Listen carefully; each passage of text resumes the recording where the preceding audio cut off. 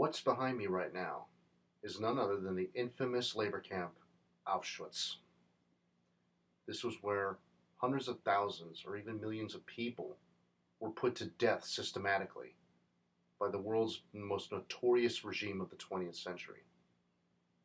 The Nazis murdered over 6 million people, and that's just the ones we know of. And they weren't just Jewish people. They were LGBTQ people. They were communists, socialists, gypsies, anybody who disagreed with the narrative of the Fuhrer and the Nazi Party were sent to these camps and systematically disposed of as if they were being fed through a treatment plant. I don't think any of us could imagine a fate more horrific than a long, drawn-out torture before your eventual death, just because you're different from the people in power. Because those people in power are afraid of losing that power, and they think that it is their God-ordained right to hold that power over everyone else around them. I say this because the Republican Party recently held a CPAC event in none other than Budapest, Hungary, which, of course, those of you who know about international politics, is headed by Viktor Orbon. And Viktor Orbon is a fascist. He is an extremely far-right authoritarian, and he went up on stage during CPAC and gave some speeches about how the Republican Party could bring fascism to America, how they could expand the xenophobic, homophobic, and racist messaging that the Republican Party has embraced with open arms. There's no denying it, guys. The Republican Party has mutated into the American version of the Nazi Party. We are headed on the path to what Germany was during the 1920s and into the 1930s. If we don't stand together and do something to stop this, we will suffer the same fate as Germany did. We will suffer the same fate as the Weimar Republic when they fell at the hands of the Nazis and became Nazi Germany. And it was only by the intervention of the countries surrounding Germany and the United States and Canada and a few others that Germany lost its grip over Europe. And eventually they fell and they had to rebuild, and now they have a very stable democracy. But we in this country say we love democracy, and yet we hardly have democracy at all. We only have democracy in the halls of power. I've said this before. Now, to be fair, there are a few examples at the local levels where people do vote on what the local government should do. Should they borrow money to fix a road, to fix a school, to build a new bridge, things of that nature. If this were taken to the state and national level, I guarantee you we would be in a much better position than we are today. But the fact is, we are letting the Republican Party just run away with itself, and we have a weak, feckless, meager, and ineffectual Democratic opposition that refuses to do anything to stop them. They posture all day long, but at the end of the day, they seem to not really mind that fascism is about to take over the country, because at least that means they, along with their Republican counterparts, will continue to make money hand over fist, and there's literally nothing we can do to stop them, at least in the system that they will create moving forward. So that means we are fated to suffer at their hands, potentially die needlessly because they want to make more money, unless we do something to stop them. Unless we form a people's parliament, unless we really inject democracy into our daily lives, into our political process, into our economic processes. That's the only way we can really turn this thing around. We have a Congress that refuses to act because they don't want to act. They know that if a Nazi party like the Republicans take over America, their wealth is assured. That's why they're not going to do anything. And this comes from the same party, these Republicans who say they care about free speech, they care about, the Second Amendment, that's one of their favorites. I got news for you guys. They only care about the First Amendment when it applies to speech that they agree with. As for the Second Amendment had two purposes originally. And I'll get into this in a future video about what the Founding Fathers intended, which is, who cares, really. But the original intention was twofold. One, to address the issue of standing armies. because they didn't want the government overthrown by a standing army, because that tended to happen throughout history. Now, there was a caveat thrown into this. Yes, you can form a militia when you come home, but the army has to disband. The army has to disband, but you can form small militias and you can carry weapons to protect your state. That was point number one. The catch to this, of course, is that if you get enough of those together, you basically have one big army of militias that could overthrow the government. So it's a contradiction in terms. Now, number two is a bit even more nefarious. So reason number two for the Second Amendment was to allow slave patrols in Virginia to have weapons to prevent slaves from escaping north to freedom. Those were the original two reasons for the Second Amendment. So any of these originalists out there who's like, we need to do what the Founding Fathers intended. Well, we knew even back then slavery was wrong, but too many people in positions of power, they had slaves, and they wanted to keep slaves. And dare I say, slavery is the most extreme form of capitalism, because you basically have everybody doing the work, nobody gets paid, you get to keep all the fruits of the labor for yourself and do with it as you want. That is the ultimate form of capitalism. That's slavery. So if these originalists are true to their word, they would want slavery back. Well, guess what? We don't want slavery. Nobody in this country, at least that I know of, wants slavery. And those who do, you're fucking idiots. And you're despicable human beings, and I want nothing to do with you. But the other thing here is that right now, most of us are slaves, in a way. We're still getting money, we're still getting paid for our work, but the system that we live under is basically led us to this point. The system of capitalism started off as like a competition. Everyone starting at one line, and they have a race to see who can make the most money and make the most of their future. That seems to be what life is all about in America. It's just one big game. And the winners, of course, monopolize the system, and then you have tyranny again. Only not in government, you have it in the private sector.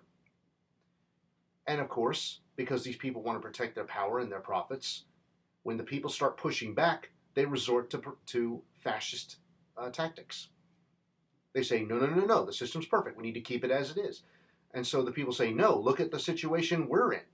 We need more because of everything else that's going on around us. And they're like, oh, these peasants, they don't know what they're talking about. And yet, they'll send in the police. They'll bribe the politicians who will rig the system in favor of those who pay them.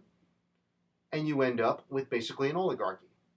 And when the people push back even more under an oligarchy, they'll bring even more weapons to bear, even more militias, as it were, security firms, Proud Boys, Ku Klux Klan, any white supremacist group, neo-Nazis, take your pick. These people will pick up their guns and kill people in the name of protecting the system that is oppressing them as well, because they've been brainwashed into thinking the system that is keeping them down is in fact a benefit to them.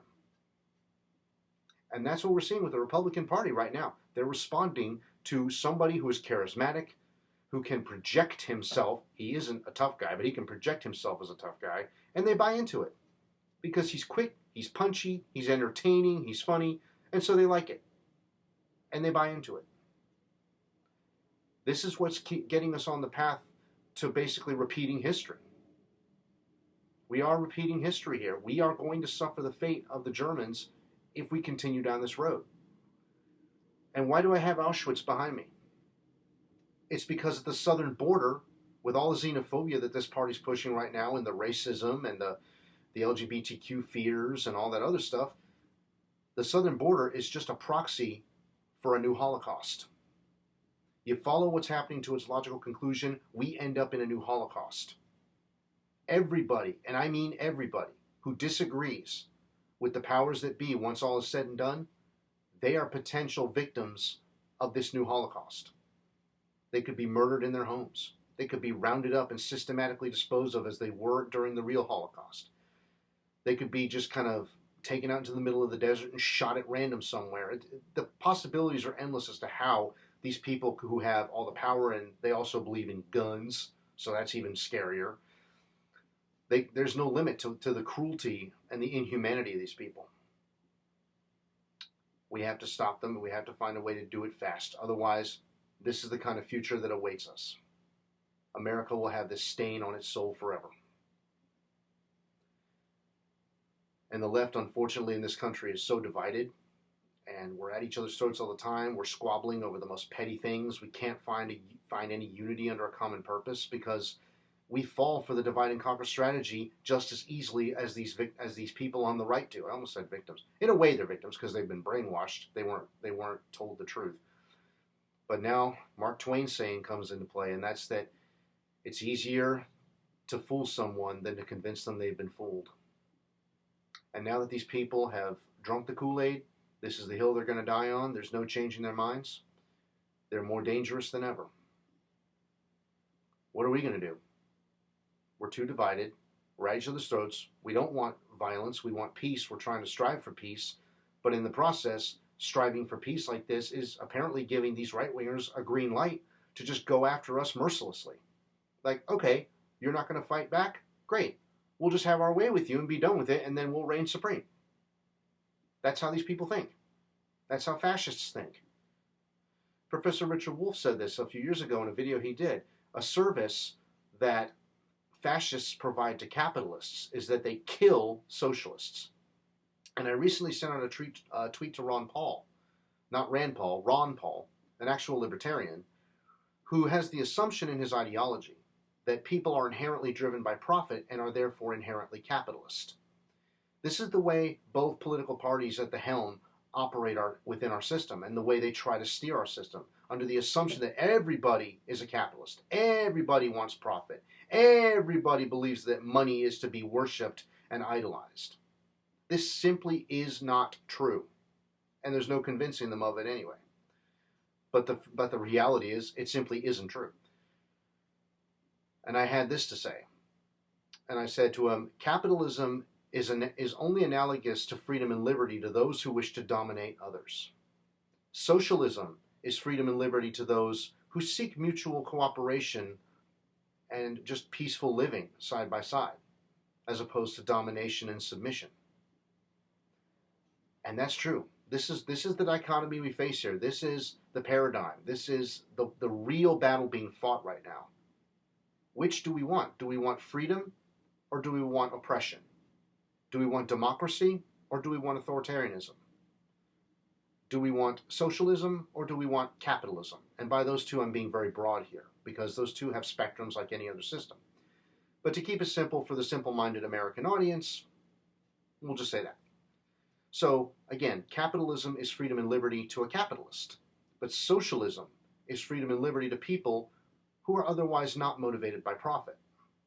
Those who recognize the humanity in the world and say, we'd like to live side by side, we don't care what you do with yourself, we believe in freedom of speech, freedom for this, that, and the other, freedom to bodily autonomy, with the abortion thing. But what's happening is the people with all the drive, people with all the determination, all the hate in their hearts, all the negative rhetoric that they've taken in over the years and have made it their creed by which they live by. These are the people who are gaining power. And there seems to be no stopping them. The Supreme Court is poised to strike another blow to all the progress that we've made over the last century by taking us back decades, making women essentially chattel property again. And this is done for a white supremacist reason. It's done because white Christian men who are right-wingers feel like, oh, we need to save the white race by forcing women to have white babies. But that's a tenuous notion. But that's a tenuous notion at best to think that would actually happen. Okay? If anything, it's going to cause a backlash that white women aren't going to want to date these right-wing white men. And to spite them, they're going to date people of other races. And it's going to drive them even more crazy. So, this is just one of these things where you really can't legislate. You can't force people to behave in a certain way because you think it's your right to treat them this way or your right to have power over them. It's going to come back and bite them, no matter how many laws they put in place, no matter how much they try to force them to do otherwise. So, good luck forcing women to have your white babies to have a white ethno-state. It ain't going to work, buddy.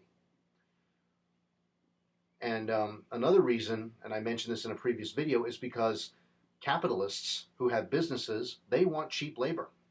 The more people exist in the world that just see the humanity in each other and aren't driven by as much profit, or even more people exist in the eyes of a capitalist, the cheaper labor becomes to them because they know that there are more people competing for any given position at a given time. So then everybody else applying for a job knows that, and they're like, we just have to accept the crumbs that they provide or are willing to part with. So we're going to have to suffer just to get anything. This is a very underhanded and sinister tactic employed by the capital class. It's meant to expand the labor force so that labor can be cheaper intrinsically by the design of capitalism. And it's going to lead to this getting even worse and worse.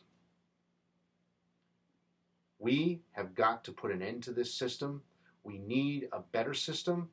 We need a people's parliament. We've got to replace this corporate Congress. We need more grassroots control over everything that happens in society. We need more direct democracy in all the key aspects of our society. It's the best way to move forward. It really is, because if we don't, eventually these people are going to seize control, and we're all going to be put at risk. Our lives will all be in danger just because they believe it's their right to have power and put profits over the lives of everyone and the world that bore them.